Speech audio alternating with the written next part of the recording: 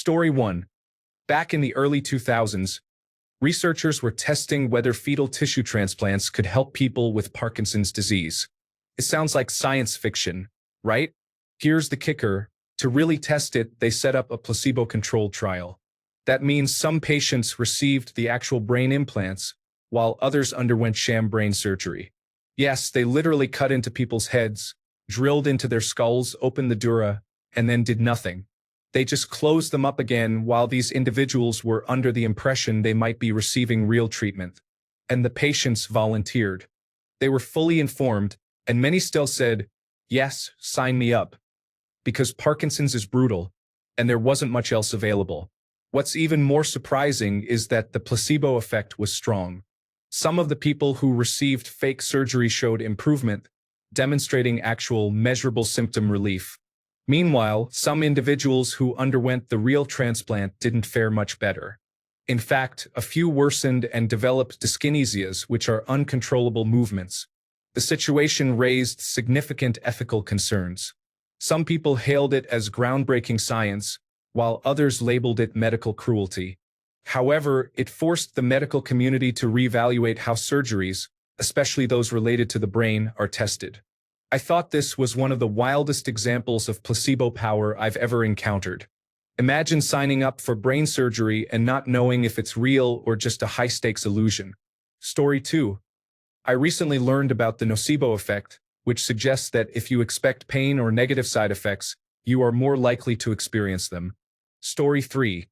When I was in labor, nearing the end, a nurse told me I could push a button, and my epidural dose would safely increase as needed. Just as I was about to push, another nurse entered and said about the button, "The placebo effect is incredible. It ruined everything for me." Story 4. Giving a small child an ice pack or a Band-Aid fixes most wounds, especially when accompanied by a hug and sympathy. Story 5. I'm surprised to see how many people do not actually know what a placebo is. There is someone in the thread calling insomnia a placebo. Story 6.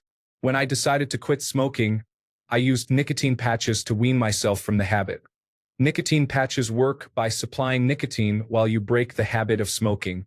You step down to the next lower level of nicotine, eventually getting almost none, and then you quit the patch. First, you break the habit, and then you break the addiction.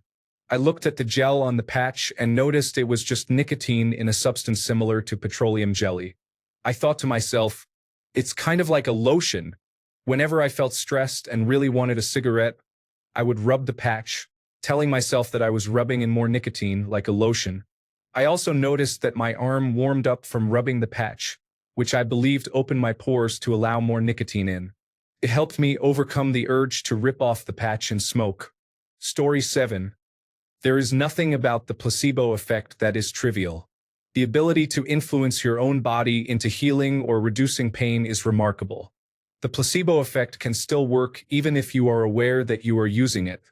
Story 8. On one episode of the Hidden Brain podcast, the hosts explored the placebo effect and made one of the most insightful statements I've ever heard on the issue. When conducting experiments with a control or placebo group, we often discuss how the drug or treatment didn't outperform the placebo. We should be focusing on why the placebo works as effectively as the drug or treatment. The placebo effect is something we know exists, and while we may find it intriguing, we tend to under-research why and how it works. We should consider how we can actually improve or increase it. I'm not inclined towards pseudoscience, but the placebo effect is undeniably real. In relation to this, my perspective is that essential oils play a role. People believe they have healing properties, but it's more about enjoying pleasant scents that can improve one's mood. Story 9. Most detox teas are popular. People swear by them, but they usually consist of water, caffeine, and the belief that you are cleansing. Story 10. People believe they understand the placebo effect, post irrelevant information, and feel good about it. Story 11. My favorite observation has always been that some crosswalk buttons do not actually do anything. However, it makes people feel as if they are in control. Story 12. I don't know, this is actually more like the anti-placebo effect. Have you ever noticed when a younger child falls down or bumps into something? If you make eye contact with them and they know you saw, then they will cry. If you act as if you didn't see, assuming it wasn't a serious injury, then often the child will go back to playing or doing whatever they were doing and not have a meltdown. Story 13. Sugary food doesn't make kids hyper. It's more that kids are typically given sugary food for special occasions, often with other kids, like birthday parties, weddings, or sleepovers. Story 14. Lie detectors do not work. The person administering the test will convince the subject that lie detectors are always accurate in reading the results. After the test, the interviewer will pressure the subject, claiming that the lie detector indicated a positive result. Their main goal is to elicit a confession, and this technique is surprisingly effective. Story 15. Dayquil and other over-the-counter cold and flu medications apparently do not work as intended.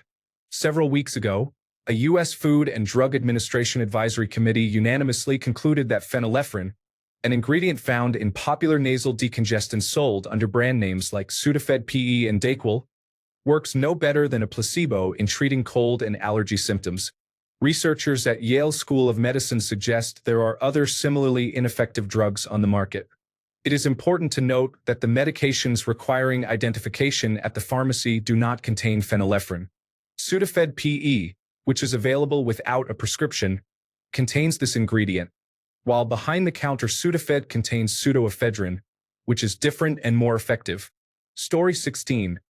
Chiropractors often provide minimal relief, sometimes coupled with inadequate massages.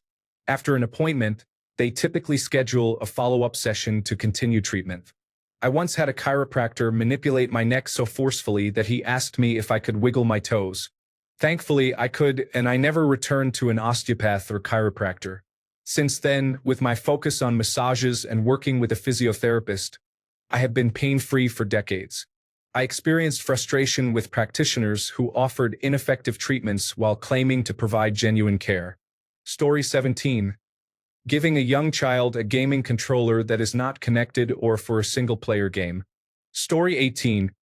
Many people firmly believe in the effectiveness of certain vitamin supplements, herbal medicines, or alternative therapies for various ailments.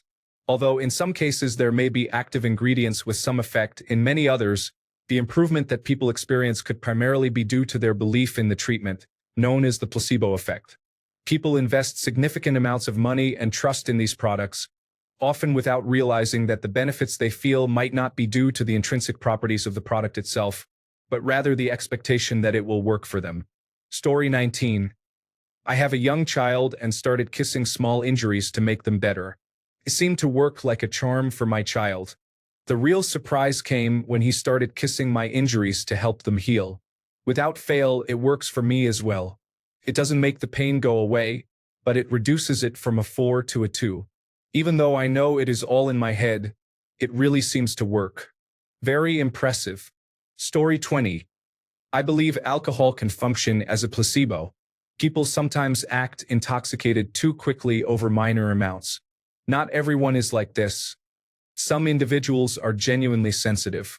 However, it seems evident that others simply grant themselves permission to behave as if they are drunk. Story 21. Branded pain relief medication contains the same ingredient as a cheaper non-branded option. Even if the packaging claims to target specific pains, such as headaches or muscle aches, the active component remains identical. The marketing and pricing lead consumers to believe that the branded medication is more effective. Studies indicate that individuals often report improved relief when using branded products. While it may subjectively seem to work better, biologically it functions in the same way, enhanced by a placebo effect. Story 22. I feel that skincare products with gold flakes or fancy packaging often create a perception that they are more effective. While I am not saying they are all useless, the placebo effect certainly contributes to their perceived efficacy. Story 23. Luxury branded products often lead people to assume that a product is high-end and premium based solely on its price. Grey Goose Vodka built its entire brand on this marketing tactic. Story 24. Generic drugs work better than brand-name drugs if they contain the same active ingredient. Are you saying that Tylenol is better for your pain than equate acetaminophen? They are the same medication with different marketing. And let's not even talk about ADHD medication. The idea that Adderall is better than a generic opens a frustrating discussion. I have a degree in molecular biophysics and also have ADHD. To clarify, one brand is not inherently better than another. The drug itself is not a placebo. Story 25. I enjoy my melatonin gummies, vitamin gummies, and supplement gummies. I just like any excuse to eat gummies. Story 26. The wet blue paper towel that was used by every primary school in the United Kingdom in the 1990s. Cut your hand equals wet paper towel. Skinned your knee equals wet paper towel. Broken your leg equals wet paper towel. Story 27. Any homeopathic therapy has no possible therapeutic benefit. However, there is a billion-dollar industry in homeopathy because referring to it as placebopathy does not have the same appeal. Story 28. In my opinion, as a non-religious person, I find the concept of prayer unhelpful. Please do not misunderstand me. To clarify, I mean when people say things like, pray about it, it's in God's hands, or God has a plan. These phrases can be dismissive. They imply that individuals cannot take action to improve their situation. Suggestions like, give it all to God, or journaling may have a similar effect. While I understand that some people find mental relief in their faith during difficult times, particularly those who attend church regularly, much of that relief may stem from the sense of community and the support of others who offer to pray for them. If circumstances improve, they often thank God, consider themselves blessed, and feel their faith is validated, without acknowledging the contributions of friends, doctors, or others who may have helped address the underlying issue.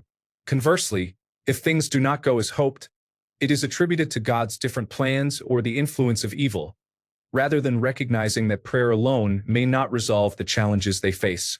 Story 29. Thinking outside the box. Big stores often have sales where they secretly increase the price before marking it down to encourage purchases. You might not pay $1,200 for a television, but when you see that the $1,200 price is discounted from $1,600, you suddenly want to buy it because your mind perceives it as a deal. That television was most likely never priced at $1,600. Story 30. Almost all of homeopathy. Some antiseptics prepared from alcohol do indeed work, but there are better ways to administer first aid that do not leave scars behind. Story 31. Not so much a placebo because there is an effect, but it's just not what people think. When individuals claim that fasting provides them with significantly more energy, they are actually experiencing impaired cognitive function, similar to being under the influence of alcohol or drugs, due to depriving the brain of glucose. Story 32. One day, some researchers gave both Pepsi and Coke to a group of people without revealing which was which. Most of the participants initially said Pepsi was better, but once they learned which was which, most changed their minds and said Coke was better. Story 33. Alba's oil and mint decongestant products. A bit of backstory. Not long ago, I received a settlement from the National Health Service for a surgery on my nose that should not have taken place. Long story short, the ear, nose, and throat specialist misdiagnosed me and removed a crucial part from inside my nose that cannot be replaced, worsening my situation. This was years ago, and it was only through a friend of my dad, who also happens to be an ear, nose, and throat specialist, that I learned the reason I am suffering more now is that I should not have undergone the operation. The issue was literally the opposite of what she had diagnosed. I was having a lengthy conversation about the interior of the nose and how many doctors lack a basic understanding of it and the paradoxical symptoms related to it. One thing he told me I couldn't quite grasp was that all this time, I was under the impression that Alba's oil and mint nasal sprays helped ease congestion. This is simply not true. They trick your nose into thinking there is more air getting up there than there actually is. They do not reduce inflammation. They are simply aromatic substances with no real medical properties. You smell mint, and your nose responds by thinking there is plenty of air. That's it. When I said I questioned everything. Story 34. We all automatically assume a product is of better quality if it is heavier than the competitor's product. Something that feels too light in the hand feels cheap. Story 35. My favorite placebo is my daith piercing for my headaches. I firmly believe that when it was removed, my headaches became significantly worse. I don't care if the effect is real. I think it works. Story 36. The detox programs that influencers and gurus promote do not provide the benefits they claim. Your kidneys and liver are already responsible for filtering toxins from your body. Why would you think a bottle of juice could enhance that process? Story 37. KT tape is used in specific therapeutic recovery plans, but beyond that, it has been shown to have no real effect. Story 38. U.S. President Lyndon B. Johnson often complained about the temperature while flying on Air Force One. The crew installed a fake controller that he could access, and he never complained again. Story 39. Drinking ginger ale for nausea is not effective anymore, as there is no ginger in it. It may even worsen nausea due to the carbonation. Story 40. Postpartum hair loss products often lead people to believe in the placebo effect. Many individuals start using these products while their hair is naturally shedding, but hair would have regrown regardless. Regrowth typically begins a few months later as part of the normal hair cycle, leading people to think the product was effective. In reality, it is simply the body resetting itself, as it would have done without the product. The product receives credit for biological processes that occur independently. Story 41. Something most people don't realize about the placebo effect is that almost the entire impact of placebo is a statistical artifact. While there are some psychological impacts that only affect how people feel and perceive their own condition, the physiological results typically factor into narrow circumstances where stress has a direct physiological link to a condition. What you often hear about, such as actual improvements, are predominantly the result of statistical quirks and observational impacts. A key concept is regression to the mean. Most conditions are self-limiting, which means that regardless of when you start tracking them, the condition will usually trend toward normal over time. Colds improve and pain subsides. If we begin observations when someone is ill, the tendency is that they will improve over time one way or another. This is a statistical effect that needs to be analyzed against a test of an actual intervention, and we use placebos for that purpose. However, it is not the placebo that causes the change. It is merely an artifact of paying attention. We use placebos to track that artifact to ensure the intervention we are testing is better than mere chance. While the psychological elements are interesting, the vast majority of what we discuss regarding placebo effects consists of these illusory artifacts, biases inherent to testing or tracking data. There are no genuine physiological impacts involved. Platelet counts and bacterial loads do not change due to placebo. Hearts do not heal, cells do not regenerate, and receptors are not blocked. Thanks a bunch for sticking around till the end of the video. Remember to subscribe, and until next time, stay awesome and goodbye.